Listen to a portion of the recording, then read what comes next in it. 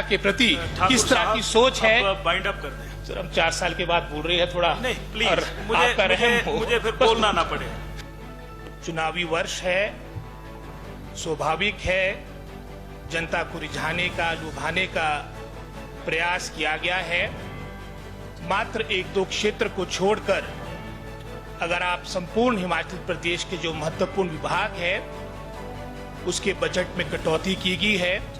आने वाले समय में एयर कनेक्टिविटी प्रदेश में हो, अच्छी बात है, लेकिन धरातल में क्या है हम सभी जानते हैं। मेरे क्षेत्र में भी घोषणाएं हुई, आपका जुलाई 2021 में उपमंडल की घोषणाएं कोटखाई जुब्बल में हुई, हमने उसका स्वागत किया, नोटिफिकेशन भी हुई, दोनों जगह 15-15 पोस्टें भी क्रिएट हुई, लेकिन एक भी आपका पीएन दोनों जगह ज्वाइन करने में असमर्थ रहा।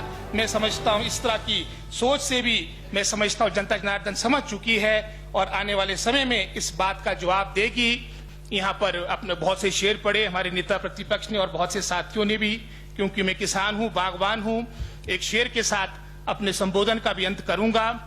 फसल काटने का मतलब किसानों से पूछो, फसल काटने का मतलब किसानों से पूछो, पसीना बन के बदन से लहू निकलता है, जमीन और मुकद्दर की एक फितरत है, जो भी बोया है वही हूबहू निकलता है। आप बोने में कुछ कमी कर रहे हो और इसका परिणाम मैं समझता हूं 2022 के चुनाव में आपके समक्ष आएगा, जब कांग्रेस पार्टी प्रचंड बहुमत के साथ जीतकर आएगी। अब चर्चा में भाग लेंगे माननीय सदस्य श्री रोहित ठाकुर जी। अध्यक्ष महोदय, जो माननीय मुख्यमंत्री जयराम ठाकुर जी ने 4 मार्च 2022 को इस माननीय सदन में वर्ष 2022-23 के बजट अनुमान प्रस्तुत किए हैं, उस पर चर्चा चली है। मैं भी अपने आप को इसमें शामिल करता हूं। चुनावी वर्ष है, स्वाभाविक है, जनता को रिझाने का, लुभाने का प्रयास किया गया है। जहां मैंने ये पूरा बजट पढ़ा है, मात्र 1-2 क्षेत्र को छोड़कर अगर आप संपूर्ण हिमाचल प्रदेश के जो महत्वपूर्ण विभाग है उसके बजट में कटौती की गई है। सामाजिक क्षेत्र में अवश्य आपने बढ़ोतरी की, मैं उसके लिए आपको बधाई देता हूं। और इसमें भी जो सबसे महत्वपूर्ण जो आपकी योजना थी, जिसे एक तरह से आपका फ्लैगशिप प्रोग्राम भी कहा जा सकता है, सहारा योजना, इसमें भी जिस तरह से आपने अन्य घटकों में बढ़ोतरी की, इसमें बढ़ोतरी नहीं हुई। मैंने अपने राज्यपाल अभिभाषण में इस ओर भी आपसे आग्रह किया था। साथ ही साथ आपने जो इनकम क्राइटेरिया में रिलैक्सेशन दी, ये भी स्वागत योग्य है। लेकिन जो हमारा सबसे मैं समझता हूं आश्रित और एक असहाय वर्ग होता है, वो हमारी विधवा बहनें होती है, हमारे अपंग साथी होते हैं, उसमें भी इनकम क्राइटेरिया में रिलैक्सेशन हो, ये भी मैं समझता हूं मानवता की एक बहुत बड़ी सेवा होगी। जहां मैं अन्य जिन क्षेत्रों में कार्य हुआ है, उदाहरण के तौर पे मैं विधायक निधि की अवश्य बात करूंगा। विधायक निधि का प्रारंभ प्रेम कुमार धूमल जी ने 1999 में किया था और उस वक्त मात्र 15 लाख, हालांकि 15 लाख उस वक्त के भी काफी हुआ करते थे। 15 लाख से ये यात्रा आपकी प्रारंभ हुई, हालांकि मात्र 1 वर्ष तक वो विधायक निधि चली थी।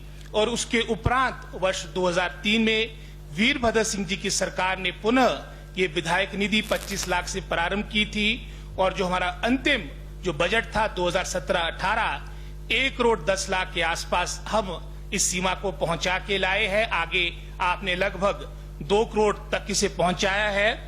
अगर आप हमारे पहाड़ी क्षेत्र की बात करेंगे या चौपाल रोड की बात करेंगे, हमारे क्षेत्रों में लगभग कोई 1200 किलोमीटर सड़कें हैं, इसको बढ़ाने की आवश्यकता। मुझे याद है 2016-17 में अगर मैं अपने क्षेत्र की बात करूंगा, कोई 80 किलोमीटर के आसपास की एएमपी की अप्रूवल्स उस दौरान मिला करती थी। आपने स्पेसिफिकेशन बढ़ाई है, पहले 18-20 mm के पास हुआ करती थी, अब 30 mm है। ये भी एक मैं समझता हूँ स्वागत योग्य कदम है। लेकिन जो 30 किलोमीटर आपने कम कर दिया, वो मैं समझता हूँ ऊंट के मुंह में जीरा है, इसको भी बढ़ाने की आवश्यकता है। एएमपी कम से कम जितनी आपकी रोड लेंथ, आपकी कॉन्स्टिट्यूंसी में उसके कम से कम 10% के आसपास उसकी स्वीकृति मिले, ये महत्वपूर्ण है। स्वास्थ्य क्षेत्र बहुत ही महत्वपूर्ण है, लेकिन दुर्भाग्यवश कोविड काल में भी आपने बजटरी अलॉटमेंट में यहां पर भी कटौती की है, लगभग कोई 8.7% के आसपास की कटौती हुई है, जहां 2021-22 में 3016 के आसपास आपका बजट था, आज वो घटकर 2752 रह चुका है। ये भी दर्शाता है, मैं समझता हूं, जो हमारी सोच स्वास्थ्य क्षेत्र के प्रति है। पीछे प्रश्न लगा था, अगर आप हेल्थ वर्कर्स की बात करें, चाहे मेल और फीमेल हेल्थ वर्कर्स की बात है, हिमाचल प्रदेश में लगभग 1100 पोस्टें खाली है। आप कह सकते हैं कि 60% जो हमारे आपके हेल्थ सब सेंटर्स है वो बिना हेल्थ वर्कर और फीमेल हेल्थ वर्कर के हैं। एम्स की तो खैर बड़ी बात है, आने वाले समय में वो भी खुले, लेकिन जो हमारा बेसिक यूनिट आपके स्वास्थ्य संस्थान का होता है उसकी क्या दशा वो आपके सामने है। इसी तरह से 15 करोड़ का प्रावधान आपने एम्बुलेंसेस के लिए किया है, ये स्वागत योग्य है, लेकिन जो पहले की एम्बुलेंसेज हैं उसमें ड्राइवर्स उपलब्ध नहीं। मैं चौपाल का उदाहरण सुन रहा था, शिमला ग्रामीण का उदाहरण सुन रहा था, आपकी बहुत सी पोस्टें आपकी ड्राइवर्स की रिक्त पड़ी है। मैं पीछे पढ़ रहा था स्वास्थ्य विभाग के वरिष्ठ अधिकारी का कथन कि यहाँ पर स्वास्थ्य विभाग में डॉक्टर्स की 0 वैकेंसी है। अगर मैं अपने क्षेत्र की बात करूंगा, धर्मशाला सेशन के दौरान मैंने यहाँ प्रश्न उठाया था माननीय सदन में, और उस वक्त आपके 3 प्राइमरी हेल्थ सेंटर खाली थे। आज वो संख्या बढ़कर 7 हो चुकी है। आज चाहे वो रेणुका की बात हो, शिलाई की बात हो, जितने भी हमारे दुर्गम क्षेत्र है वहां पर स्वास्थ्य का बहुत अभाव है। चुनाव के समय में अवश्य ट्रॉमा सेंटर का शिलान्यास 4 वर्ष के बाद किया गया।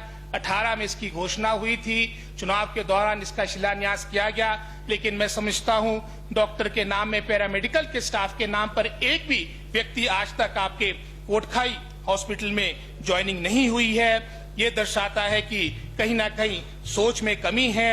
साथ ही साथ हमारा जो हॉर्टिकल्चर सेक्टर है, कृषि क्षेत्र है, ये बहुत महत्वपूर्ण क्षेत्र है। पशुपालन के बारे में बड़े विस्तार से सिंघा साहब ने यहाँ पिछले कल बात रखी है। इसमें सबका साथ सबके विकास की बात कही गई है। मैं चाहता हूं कि सबका साथ और सबका विकास सिर्फ चुनाव तक सीमित ना हो। मेरे क्षेत्र में भी घोषणाएं हुई। आपका जुलाई 2021 में उपमंडल की घोषणाएं कोटखाई जुब्बल में हुई, हमने उसका स्वागत किया।